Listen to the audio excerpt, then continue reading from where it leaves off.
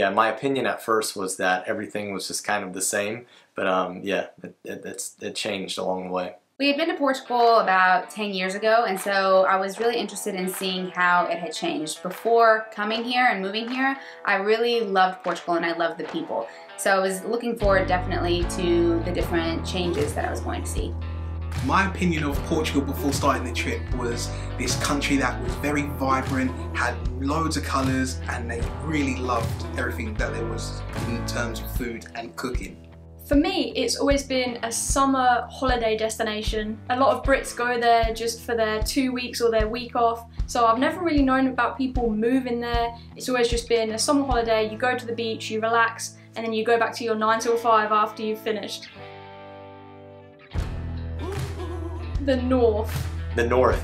My favorite region is the north, and I think a lot of it is because of the weather. I find that I actually like the cooler weather, which is kind of funny because I'm from Florida, but it got really hot in the southern part, and I really enjoyed the northern part, the weather, and then also the people there were just very friendly and very accommodating in a lot of the cities in the north. So I would say my favorite region is the north. My favourite region has to be the Algarve. There are plenty of beaches and awesome co-working spaces with beautiful internet, and you can't forget the amount of e-scooters that they currently have running in the whole area. So it has to be the Algarve. Because it fits in where my favourite places have been, so it would be a bit weird to say a different region when my favourite cities are in the north.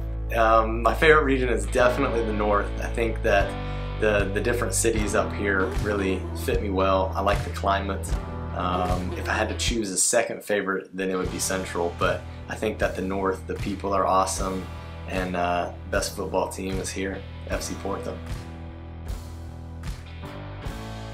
I'm gonna go ahead and take Porto out of the equation because a lot of you guys know that Josh and I love Porto, and of course that would be my favorite city. Taking Porto out of the equation, because that's not fair. But if I take Porto out of that, I would say my favorite city is Braga. And that's because of the pedestrian-only space that they have there. It's just amazing. They've done such a great job with the shops and the restaurants, the cafes, the bars.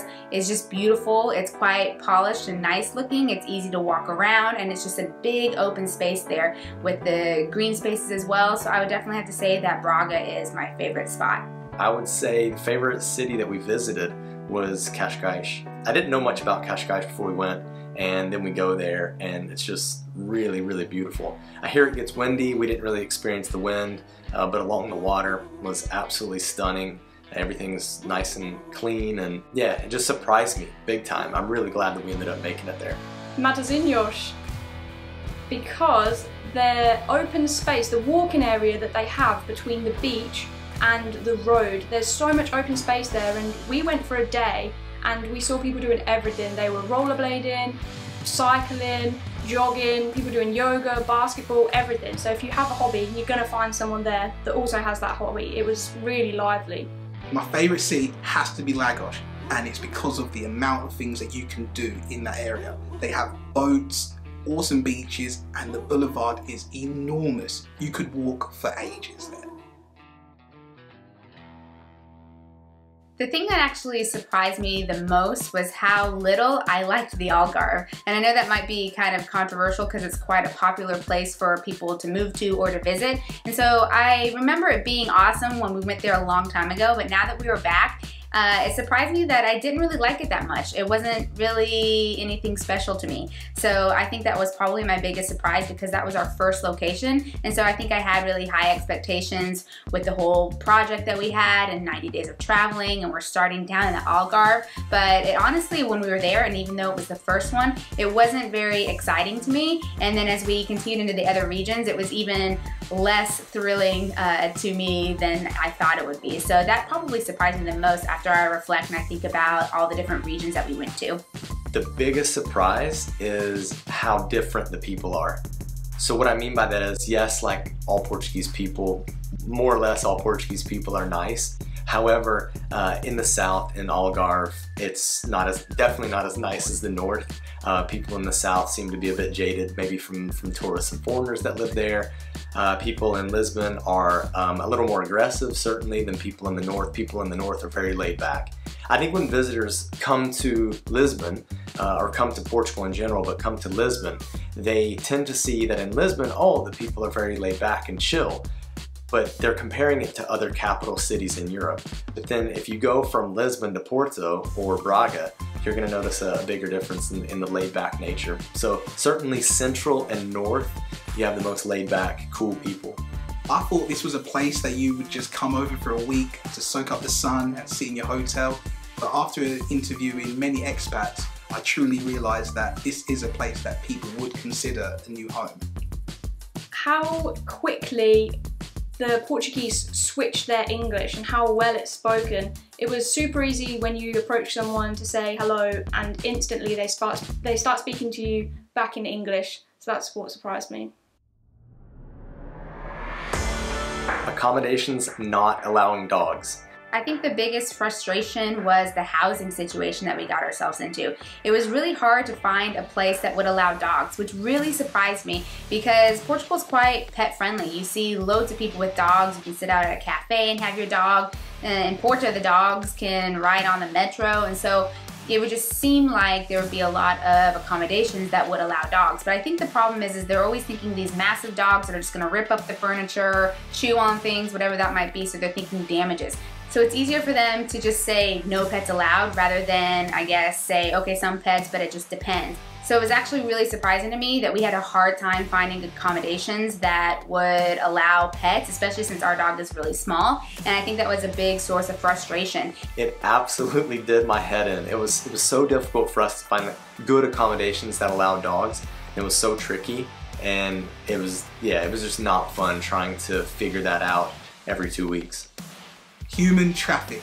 But honestly, you could be in any city around the world, you will always experience that because everyone wants to arrive at the exact same time when the weather is perfect. So that's just something that you will have to get used to. The floor and the hills. You can't walk nicely in this place apart from there's some places which are flat. But the floors and the hills, you feel like you're going to have calves of steel by the end of it if you live here.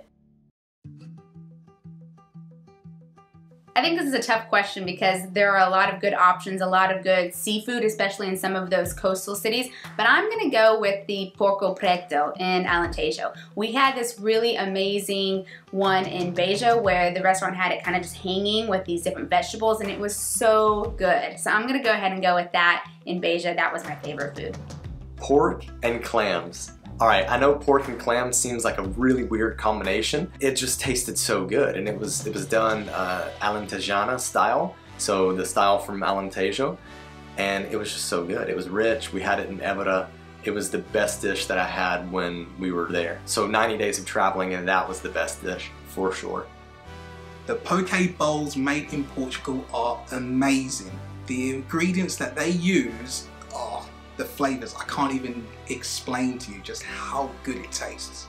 I don't really like seafood, so for me the Portuguese dishes, I couldn't really try them. But if you include the pastries, then I'm gonna go with that. I'm gonna say the pastel de natas. That was my favorite food. Braga. This is an easy one, Braga, for sure. There was this beautiful apartment in Braga, and from the outside of it, you would think it was just like a normal apartment, but the owner has decided to create it into a zen-like experience, from speakers in the walls and bamboo wallpaper, and of course they have an outdoor hammock. So I really liked that one. By far my favorite apartment was in Braga, and that's because it was new, it looked new, it was clean, the furnishings were great, it was decorated well, it had a balcony, it was in a really good location. So I just think all around, like we stayed in a couple good places, but by far Braga would be the best because it was kind of the full package. The 2 bedrooms, very clean, spacious, and then a great outdoor space as well, so it was good. So the really cool thing is the very last apartment that we stayed in before coming back to Porto was this amazing new Airbnb in Braga. The guy had just opened it up. I think we were the first visitors that were staying in that particular unit. He had redone a whole building. He and his family, they put a lot of time and money into it, and it was done up amazingly. I think that probably within the next 6 months or year, we're not going to be able to afford the nightly rate that he's going to be able to charge for that place. I narrowed this question down to 3 places, and it was Coimbra, Faro and Braga, and then I realised those were the 3 places which we had aircon in our room. The other places we didn't. It was either in the lounge or we didn't have it at all. And you get it's so uncomfortable sleeping at night with no aircon when it's so hot. So out of those 3, I'm gonna go with Braga because of the facilities. The voting. So I know this is going to be a weird one, but I have to say it, and I love the audience, but it was so difficult trying to figure out the logistics where every 2 weeks we didn't know where we were going until a few days before we actually left. And that made it really tricky to quickly find accommodations and get all of the plans in order to figure out how we were going to get to our next city. So if I were to do this again, I would give more lead time to know what cities we were going to, plan out the itinerary based on that, and lock in good accommodations and at least be able to communicate with different hosts to get us the right place. It would have been nice to get to more locations, and I know that sounds crazy because we did this for 3 months, and I think it was a good idea for us to stay in a place for 2 weeks because we wanted to get a feel for the city as an expat and what it would be like to live there rather than just tourism. But as we traveled around, it seemed like, oh, we could go here, and we just didn't have time for those places. So Portugal has a lot to offer, and I think I would have liked to have actually seen more, and maybe seen like some of those remote places, the places that aren't as popular, and just get a feel for those because it would be something that's different. I wish we could have visited Nazaré when the waves were at their peak. It was so unfortunate that when we arrived, there was nothing, like not even the smallest wave. So I wish that we just hit Nazaré at the perfect time and just see, hands down, the biggest waves in the world. I think the one-day trips we did were really hard to film and produce and get all of the content together. We had to always get up early and get out there, and sometimes it was really hot or sometimes it was really overcast, and yeah, they were just really hard to film. I think maybe 2 days minimum in a place, I would say. Yes, this is a funny one because the only thing I actually wish we could have had was a proper high chair for Sia. And I know that sounds silly, but I bought this really cool blow-up chair, and it worked for a little bit, but then it started leaking somewhere. We couldn't find the hole. We tried to get glue. It worked for a little bit, and it was just kind of like, oh. So she's just eating and running around, which is not ideal because it's nice to not have the grubby little hands getting everywhere. So of course we can't travel with our big high chair, but I would say the one thing that I actually missed that would have just made things a little easier with meals would have been a high chair for Sia. The cooler weather. England is known in the summer for not having that hot of the temperature, and here it was just so hot. But as materialistic things, nothing really. I didn't miss anything. Nothing. For me, I'm gonna say nothing because I barely had any more weight allowance as it was. So if I was to bring anything more, that's it. I'll be wearing more of my clothing going through the airport than I really wanted to. There was nothing that I missed from the US that we can't get here. However, from Porto, I really wish we had a high chair. It was so difficult having Sia just like sitting down on the ground or just running around with her food. That was so tricky, and I know it frustrated Kalie as well, but it certainly frustrated me. Not as expensive as I thought as we got going on this project. So I was really surprised as we started to add up the numbers on how much each 2 weeks was costing us in each region.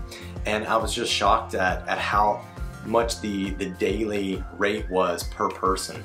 So, I mean, we mostly spent under 40 euros, 45 euros per day per person. And I think that's pretty good.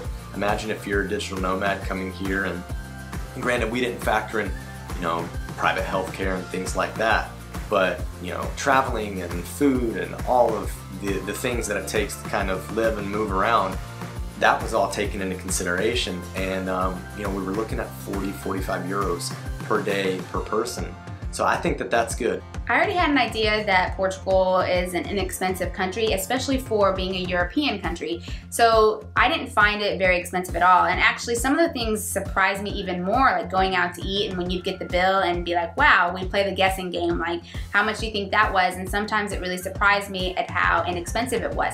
So actually, for Portugal being part of Western Europe, part of the EU, it is very affordable, and so I really like that.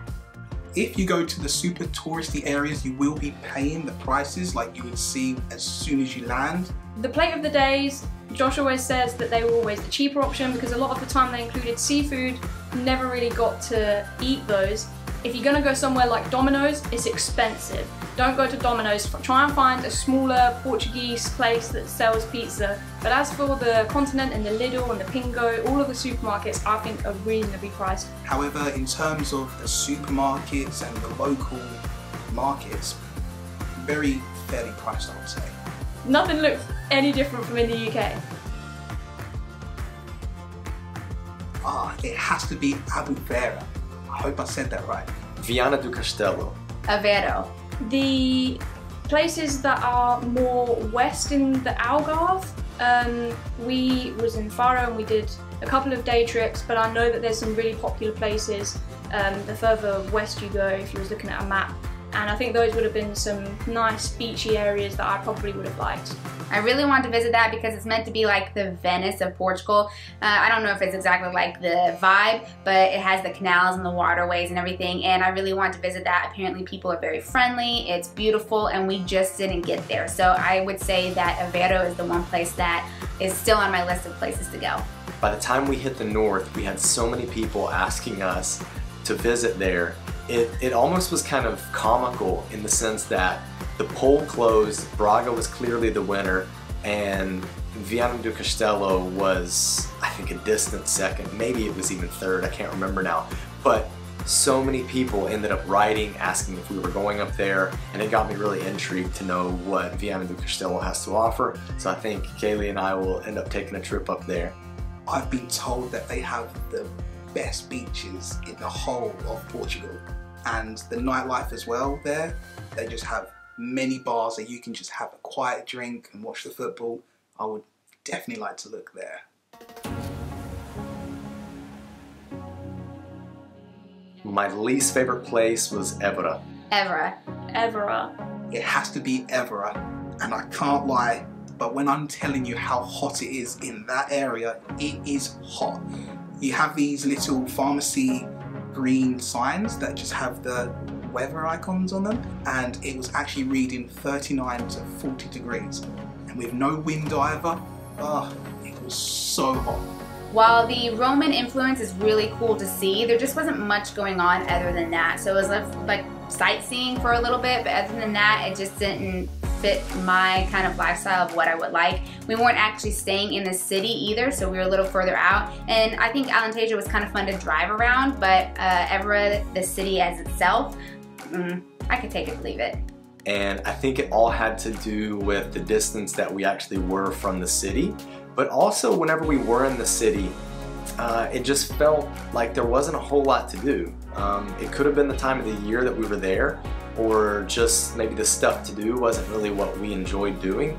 But I just didn't really get a great feel for the place. It seemed like outside of the historic city center, it was very almost like suburban feeling, just kind of gridded streets, and I don't know, it wasn't very interesting to me. It's funny though, because I loved Beja, and I know that Beja has an even smaller city center, but there was just something charming about Beja that I didn't feel in Évora.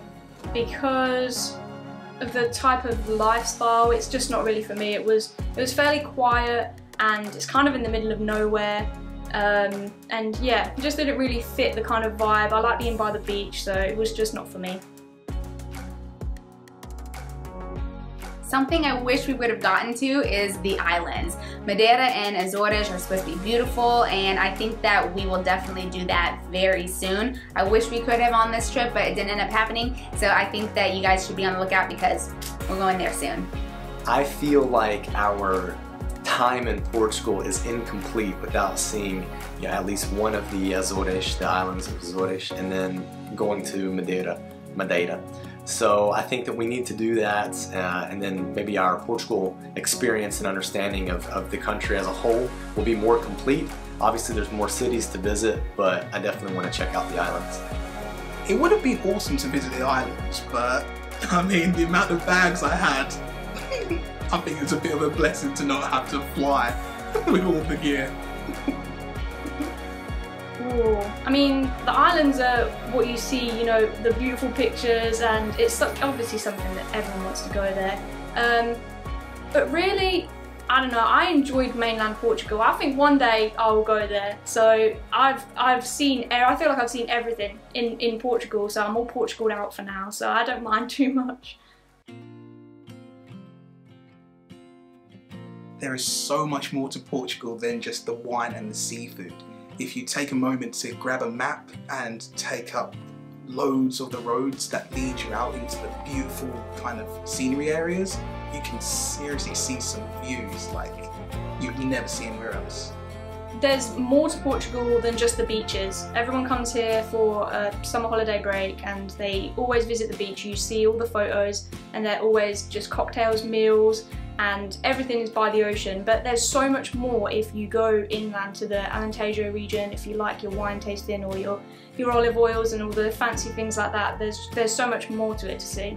I already loved Portugal, but I think this trip made me want to see more and see different regions that aren't as popular. So definitely the Alentejo region. We didn't get to see as much as I would like through there, especially more of the vineyards and everything. So I think it didn't really change my opinion in the sense that I still like it, and I just want to see more of the places that aren't as common. My opinion certainly changed by understanding that there is a ton of variety in such a small country. I think the land area is something like the size of Indiana, for those of you Americans who know US geography. And being the size of Indiana, you know, you can go from north to south and you're not going to experience such a difference as when you're here in Portugal going from north to south, feeling the difference between each city along the way. And the cities are pretty close together, but they have their own feel and culture and monuments, and it's just really amazing. But you have to think, I mean, we're talking about centuries and centuries old cities, so I think that's why. The 90 days actually flew by, which seems pretty crazy, and we saw a lot, but surprisingly, I feel like there's so much more Portugal to see. And we felt this way when we lived in Spain as well. Once we actually lived in the country, we started finding these little cities and towns that were definitely worth seeing, and I think that's how I feel about Portugal now. So I definitely want to explore more of Portugal and what it has to offer. Portugal is an amazingly diverse place.